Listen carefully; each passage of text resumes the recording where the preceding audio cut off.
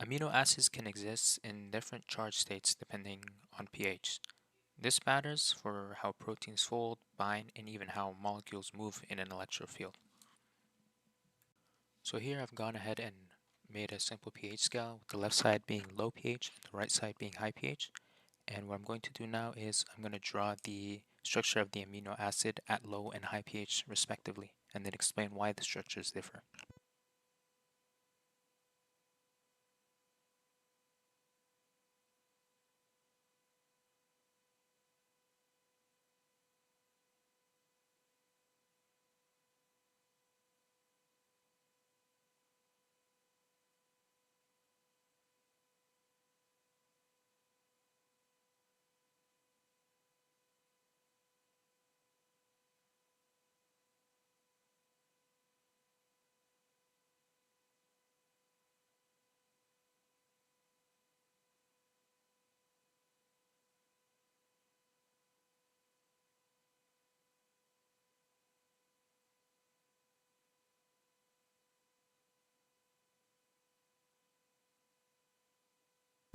So here we see at low pH that um, the amino acid is positively charged, and this is seen with the three hydrogens attached to the nitrogen.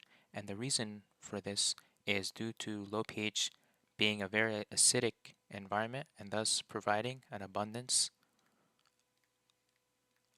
of hydrogen atoms, of protons, right?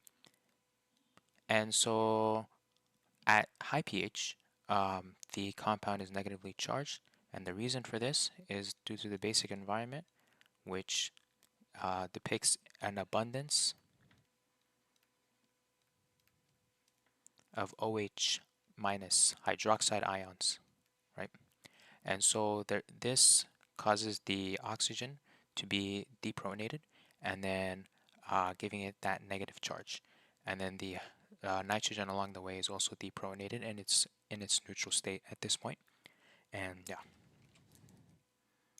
so let's define the isoelectric point, Pi.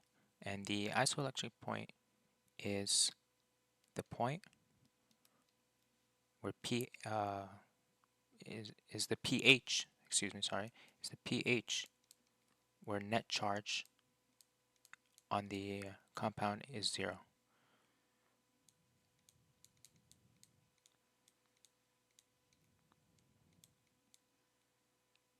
So this means that the Zwitterion dominates, and that's pretty much where the net charge is 0, but there are atoms that have charges. So in the case of an amino acid Zwitterion, it would look something like this.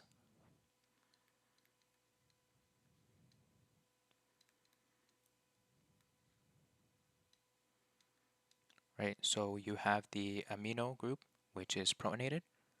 Let's go ahead and draw the groups on the chiral carbon.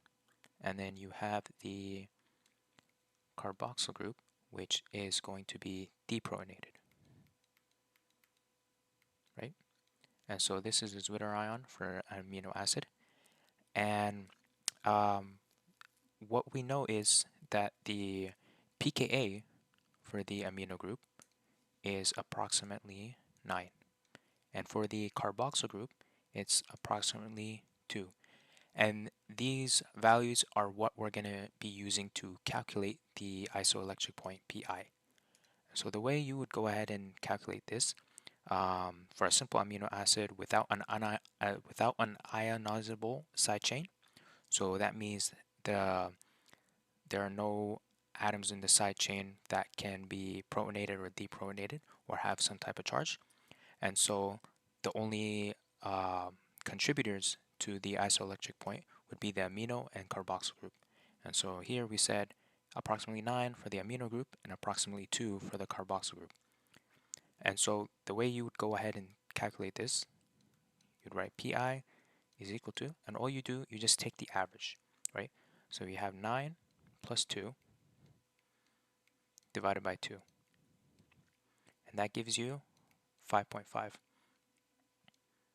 And so the isoelectric point for an amino acid, a simple amino acid without an ionizable side chain is going to be 5.5. So if the side chain has its own functional group that can gain or lose a proton, then you have to include that pKa when you're calculating the isoelectric point. And the way you calculate it is going to be slightly different because you have to average the pKa's that bracket the neutral form. Okay, so that bracket the neutral form. And what this ends up looking like for functional groups that are acidic is that the acidic amino acids, they're going to have that third ionizable group in their side chain. And so to achieve a net zero charge, which prompts the isoelectric point, this extra acidic side chain must lose its proton at a relatively low pH due to it being a strong acid alongside the main alpha carboxyl group. And for a amino acid that's basic, it's going to be the opposite. It's going to be protonated at higher pHs. And so this ends up shifting in basic amino acids. This ends up shifting the isoelectric point to be higher than it is. Thank you for watching this video. I hope it helped. Let me know what you want to see next and stay tuned. Thank you.